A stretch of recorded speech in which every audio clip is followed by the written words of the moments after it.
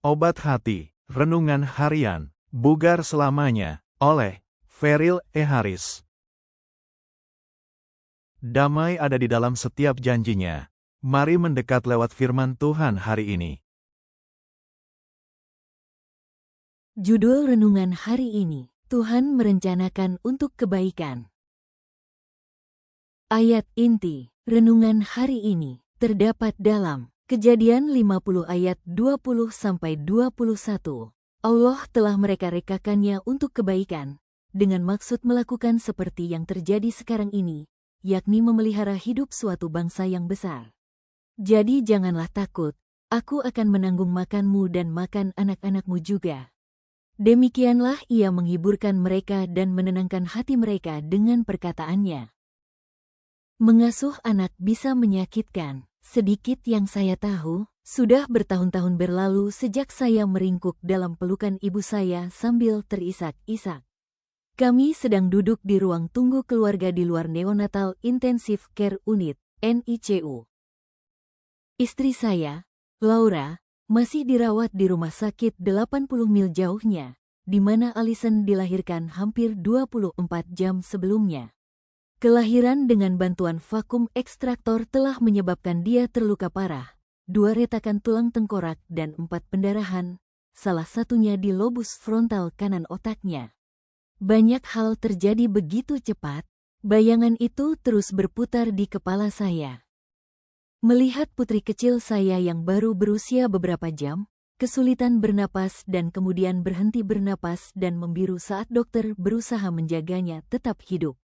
Dengan sabar menunggu CT scan dan kemudian, seperti di film, diminta untuk duduk sebelum mereka menjelaskan keseriusan lukanya. Satu malam dihabiskan dengan seorang kecil yang berjuang untuk hidup, tangan mungilnya menggenggam jari-jari saya. Akhirnya, ketika tubuh kecilnya mulai mengejang karena serangan kejang-kejang, saya hancur lebur.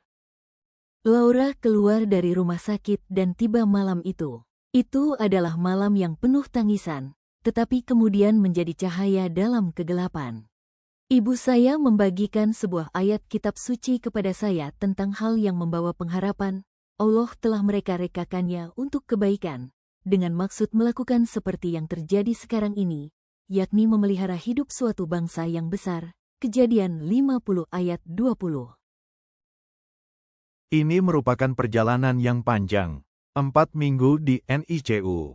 Ribuan doa telah dilayangkan oleh saudara-saudari dalam Kristus, dan operasi otak di bawah tangan berbakat Dr. Ben Carson. Apakah Tuhan menepati janjinya?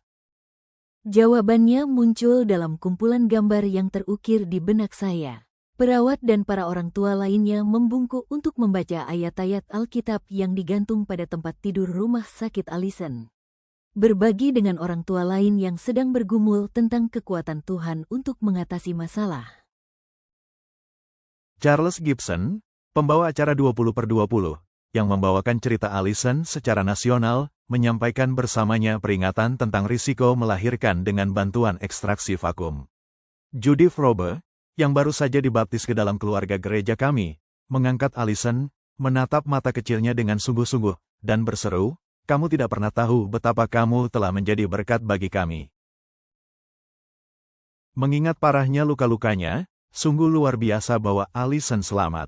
Yang lebih ajaib lagi adalah kenyataan bahwa saat ini dia tidak menunjukkan tanda-tanda apapun akan adanya masalah bawaan akibat cedera yang dialaminya. Puji Tuhan, dia sangat baik.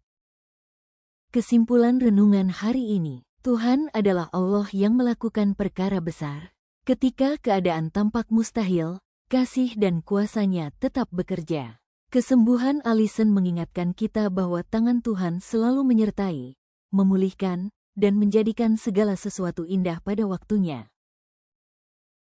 Doa hari ini, Tuhan yang penuh kasih, kami bersyukur untuk keajaiban yang Engkau nyatakan dalam hidup Alison.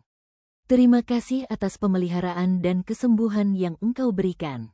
Ajari kami untuk selalu percaya bahwa Engkau bekerja di balik setiap peristiwa, bahkan ketika kami tidak mengerti. Kuatkan iman kami dan jadikan hidup kami kesaksian atas kebaikan-Mu. Dalam nama Yesus kami berdoa. Amin.